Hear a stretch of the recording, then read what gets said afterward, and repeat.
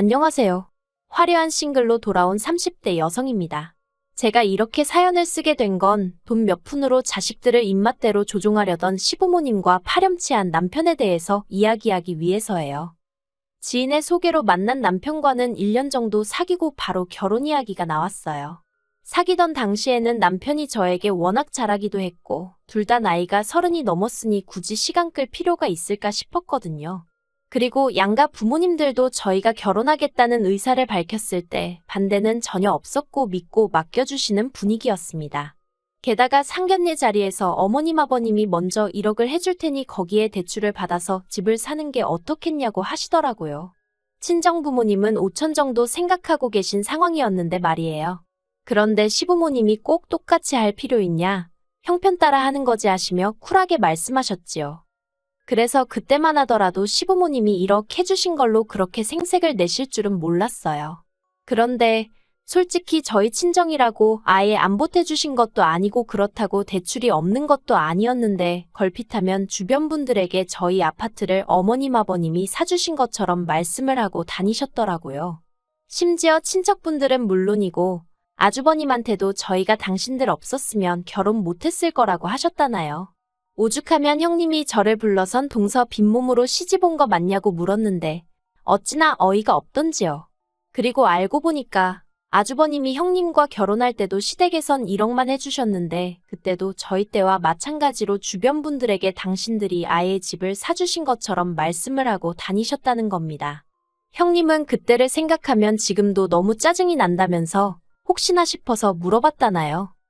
그리고 형님에게 그런 이야기를 듣고 나니 더더욱 사실관계를 바로 잡아야겠다는 생각이 들었습니다. 제가 가만히 입 다물고 있으면 사람들은 정말 제가 빈몸으로 시집 온 줄 알 테고 그러면 뒤에서 이러쿵저러쿵 말이 나올 건 불보듯 뻔했으니까요. 그래서 제가 한 번은 어머님께 농담처럼 웃으며 저희 친정부모님이 들으시면 서운해하시겠어요 그랬네요.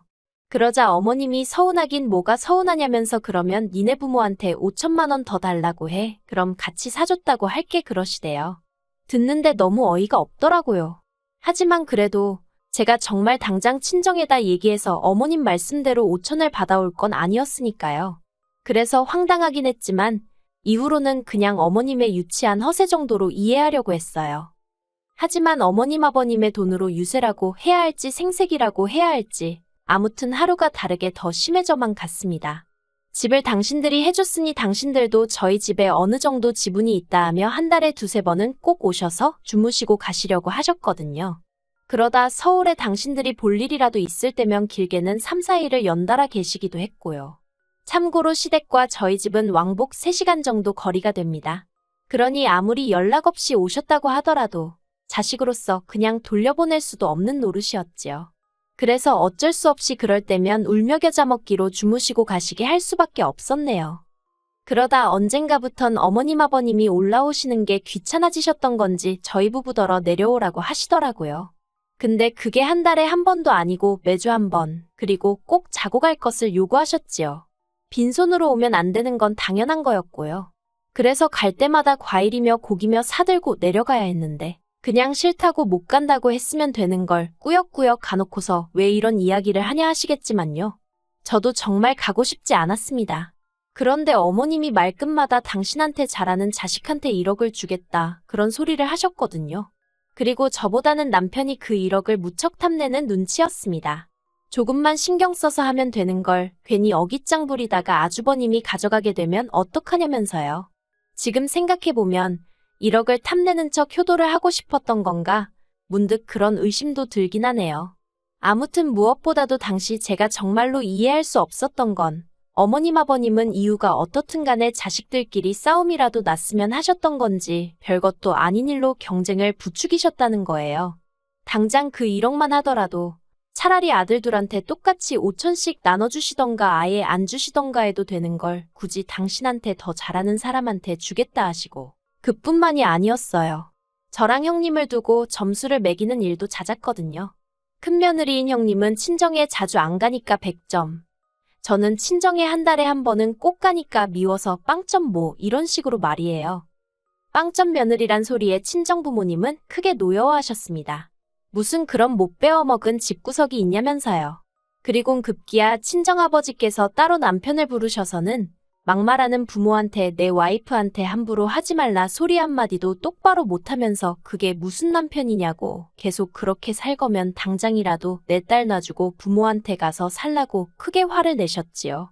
평소에 인자하게만 보였던 저희 아버지가 그렇게 세게 나가셨으니 남편도 많이 놀랐는지 쩔쩔매대요. 그렇게 그 일이 있고 얼마 지나지 않았을 무렵 어머님 아버님이 급하게 저희 부부를 찾으셨습니다. 무슨 위중한 일이라도 있나 하고 걱정을 했는데 알고 보니 제가 전화를 자주 안 해서 괘씸하다며 당장 내려오라고 하신 거였지요.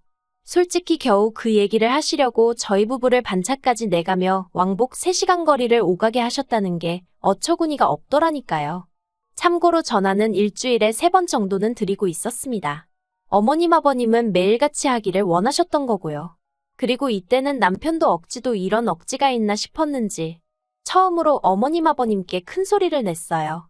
둘 다 집에서 노는 것도 아니고 아침에 불이 나게 출근하기 바쁘고 퇴근하고 집에 오면 뻗어 있는데 전화 좀 못할 수도 있지. 자식을 진짜 생각하신다면 그 정도는 이해해 주셔야 하는 거 아니냐면서요. 그러자 어머님 아버님, 특히나 어머님이 크게 충격을 받으신 듯 했습니다. 그도 그럴 것이 그동안엔 네 형은 어쩌고 하거나 돈을 주네마네 하면 찍소리도 안 했던 작은 아들이 어머님 표현을 빌리자면 지 마누라한테 눈이 뒤집혀서 부모도 못 알아보고 성질을 낸 거니까요. 이후로도 어머님께선 도무지 화가 가라앉지 않았는지 급기야 저희 부부더러 저희 같은 후레자식은 처음 봤다면서 당장 살고 있는 아파트에서 나가라셨어요. 이런 자식들인 줄 알았으면 길바닥에서 노숙을 하든지 어디 시공창에 들어가서 살던지 신경도 안 썼을 거라면서 말이에요.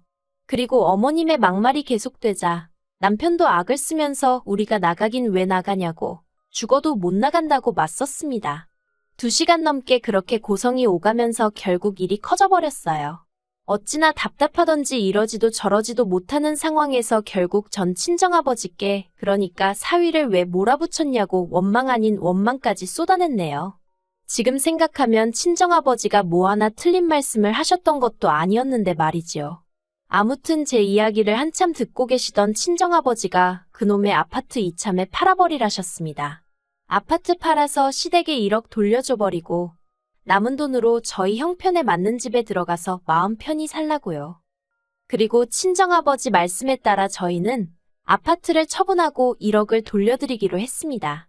그런데 어머님 아버님이 집값이 올랐는데 왜 1억이냐며 이자로 1,000만 원을 더 내놓으라는 거예요.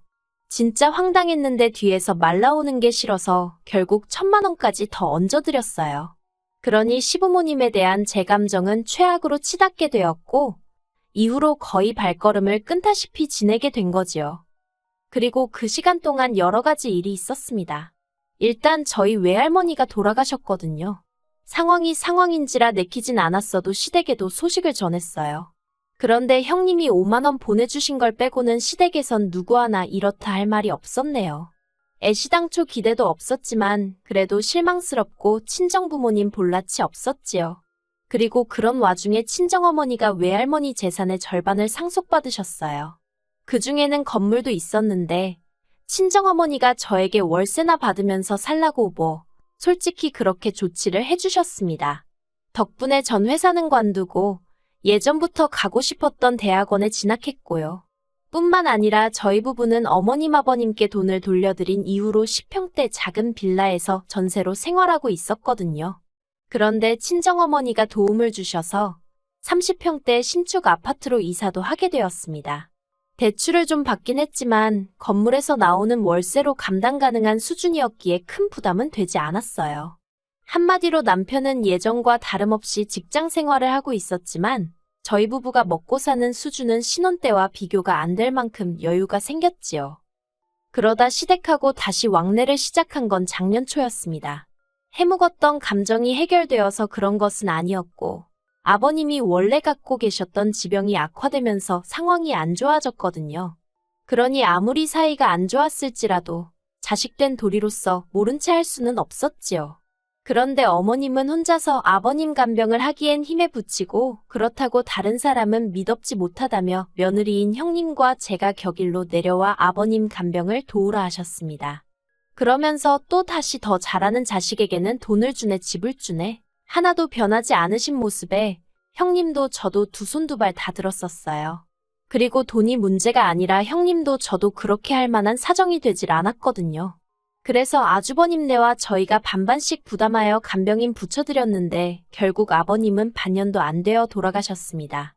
돌아가신 건 앓고 계시던 병 때문이 아니라 수술 후 폐혈증 때문이었으니 참으로 허탈하더라고요. 그리고 이후로 어머님은 혼자 지내시게 되셨는데 다행히 시댁 근처에 어머님 형제분들이 많이 살고 계셨거든요.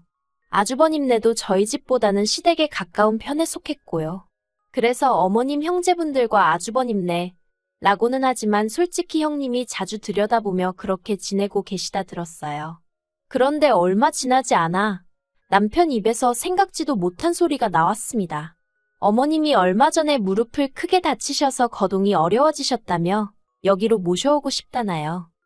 솔직히 저에겐 생각해볼 가치조차 없는 문제였어요. 줬던 돈 내놓으라며 저를 향해 악다구니를 쓰시던 그 모습도 눈앞에 생생했고 아버님 병간호 하시면서 저나 형님에게 온갖 짜증을 내시던 것도 정말 힘들었거든요. 아버님 돌아가신 이후로 걸핏하면 앓는 소리 죽는 소리 그 비위 맞춰드리는 것도 보통 일이 아니었지요. 그래서 저는 생각하고 말고도 필요 없다, 같이는 못 산다고 딱 잘라 거절을 했습니다. 그러자 남편이 그러면 아픈 어머님을 혼자 내버려 두냐는 거예요. 당연히 그런 뜻은 아니었지만 어머님이랑 같이 살게 되면 어머님 수발이란 수발은 전부 다 제가 들어야 될 게 뻔한데 제가 남편더러 어쨌든 난 못한다고 계속해서 안 된다고 했어요. 그러자 남편이 한다는 말이 자기가 회사 관두고 집에 들어앉아서 어머님을 돌보겠다나요.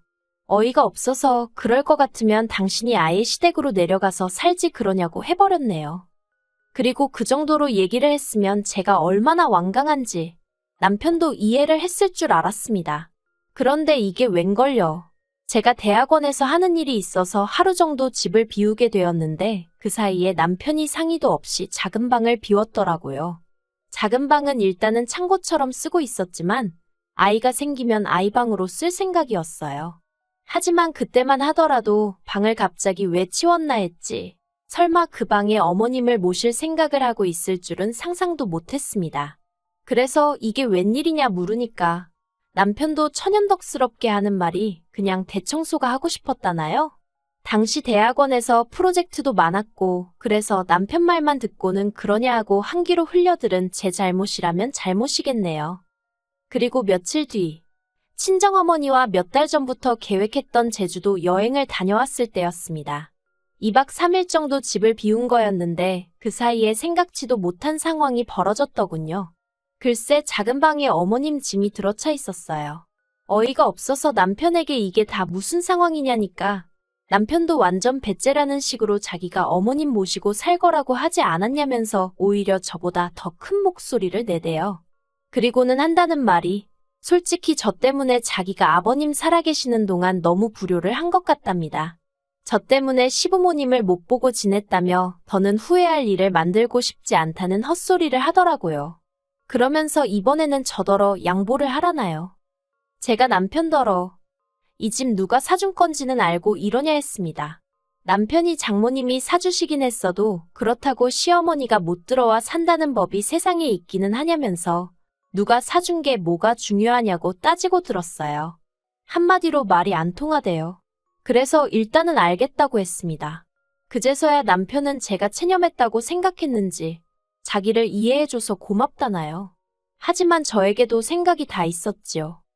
이튿날 저는 평소처럼 학교에 가듯 집에서 나왔지만 학교에 가는 대신 집 앞 카페로 향했습니다.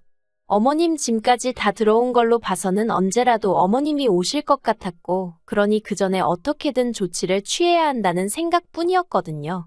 이윽고 남편이 집을 나서는 게 보였고 저는 그 길로 집으로 향했습니다. 일단 급한 대로 제 짐을 챙기고 현관 비밀번호를 바꾸기 위해서였지요. 그리고 그날 늦은 오후 친정에서 쉬고 있는데 아니나 다를까 남편에게 전화가 오기 시작했습니다. 남편이 저더러 현관문이 안 열린다길래 그럴 거라고 내가 비밀번호 바꿨다고 순순히 말해줬네요. 그러자 남편이 장난하지 말라면서 지금 어머님도 옆에 계시다고 빨리 비밀번호 말하라고 어머님 지금 몸도 안 좋으신데 계속 세워둘 거냐면서 저를 마치 못돼 먹은 사람처럼 몰고 가는 거예요. 전 너무 짜증이 나서 그렇게 어머님 걱정되면 당신이 알아서 어디 호텔에라도 모시고 가던가 하면 되지. 왜 나한테 난리냐고 소리를 지르곤 전화를 끊어버렸습니다.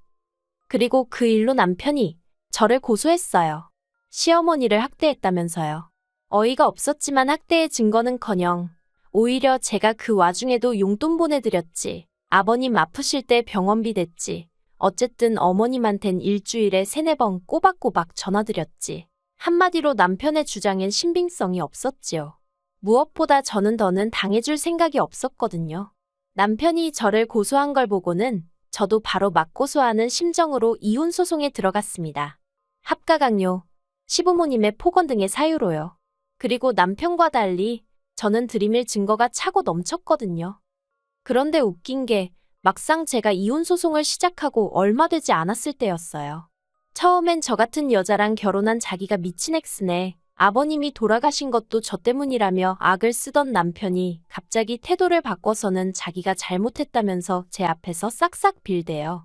어머님까지 나서서는 당신 때문이면 당신은 없다 생각하고 살아도 된다고 이혼만은 하지 말라면서 절 잡으셨고요. 그러면서 어머님이 눈물을 보이시는데 솔직히 그런 두 사람의 모습을 보고도 아무 느낌이 안 들더라고요. 그래서 흔들리고 그런 것도 없었고 그냥 남편한테 법대로 하자고 했네요. 결국 제가 이겼고 남편이 항소를 포기하면서 끝을 보게 되었습니다. 같이 산 세월이 길지 않아 위자료는 1,000만 원 수준에 그쳤지만 그것보단 더는 그 피곤한 싸움을 하지 않아도 된다는 사실이 기뻤네요. 그리고 한편 이혼 후 형님과 딱 한 번 연락을 주고 받은 적이 있는데 형님도 이혼을 생각 중이라면서 말해주기를 어머님이 사시던 그 집이 알고 보니 월세였답니다. 매번 자식들 상대로 재산을 주네마네 하시더니 실상은 개털이었던 거지요. 한편 저는 남편과 살던 아파트는 한마디로 재수가 없어서 팔아버렸어요. 그 돈으로 평수는 작지만 더 좋은 위치에 있는 아파트로 이사해서 지금은 혼자 잘 지내고 있습니다. 이혼녀 딱지를 달게 되긴 했지만 크게 신경은 안 써요. 친정부모님 능력 있으시고 저도 제 커리어를 쌓아나가고 있으니까 뭐 좋은 인연이 생길 수도 있고 안 생기면 또 어떤가요? 저 혼자 잘 먹고 잘 살면 되지요 뭐.